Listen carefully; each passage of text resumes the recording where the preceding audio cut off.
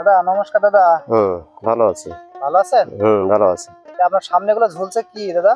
এগুলো আছে করলা। করলা হইছে? এই যে দেখছি একটা মাছের ঘের। হ্যাঁ, এই মাছের ঘের, চিংড়ি মাছের ঘের। চিংড়ি মাছের ঘের। আপনার এই জলাকাটা কতটুকু এটা? এটা আছে 3 বিঘা। 3 বিঘা? আপনি কি পরিকল্পনা নিয়ে এই চাষটা করছিলেন? যে আমি খালি মাছ করে তো করতে হবে না, তাই সবজি লাগাই। 3 পদে সবজি লাগাইছি। যে উপরে পাড়ে আসছে টমেটো, হইলো প্রচুর হওয়া, কিন্তু টমেটো এখন শেষ হয়ে গেছে, তাও টমেটো রয়েছে বুঝছেন। আর এই করলা, আর আছে ওই বেড়া আছে ঝিঙ্গা, এ আছে এই লাল তেরির আছে পায়েল উঠতে বলে কি বুঝছেন। উচ্ছের বাজার কেমন যাচ্ছে এখন দাদা? এখন আগামীকাল বেছিলাম 40 টাকা কেজি। এটা থেকে কি কি সার ব্যবহার করেন দাদা? এটা আছে টিএসপি, ঢ্যাপ সার আর ইউরিয়া সার।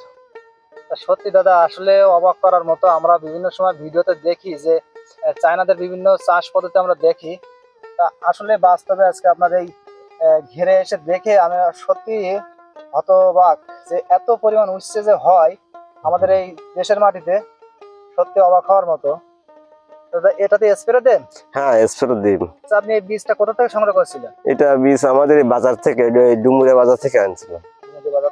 কি জাতের বীজ বলেন এটা? এটার নাম আছে পায়েল আর আছে ক্রাউন। এটাতে কি কি সার ব্যবহার করেন?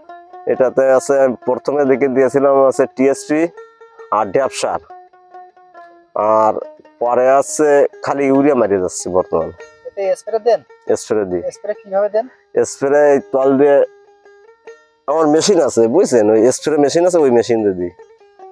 এখন পর্যন্ত কেমন টাকা উঠছে এটা থেকে আপনি উত্তোলন করেছেন? কেমন তা প্রায় 50-60 হাজার টাকা বেচা হয়ে গেছে।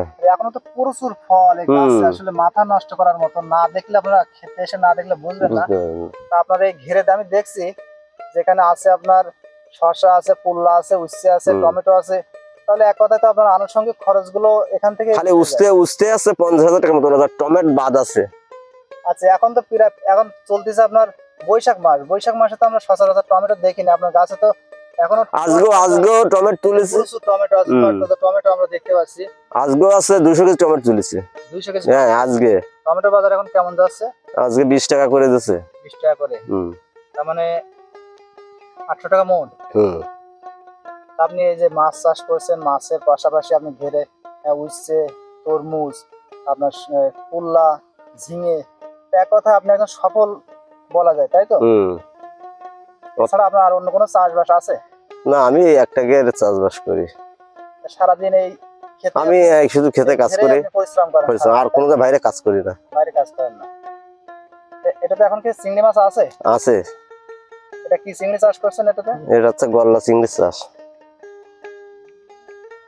যাই হোক, দাদা কিন্তু একজন, আসলে দেখেন দর্শক, আপনারা তার সামনে হাজার হাজার কিন্তু উচ্ছে আপনারা দেখতে পাচ্ছেন, এবং অনেক বড় বড় একটা উচ্ছে। তাই এটা সত্যি একটা অবাক করার মতো বিষয় যে এত সুন্দর উচ্ছে আমাদের বাংলাদেশের মতো জায়গায় চাষ হয়। যাই হোক, দাদার জন্য শুভকামনা থাকলো। দাদা ভালো থাকবেন।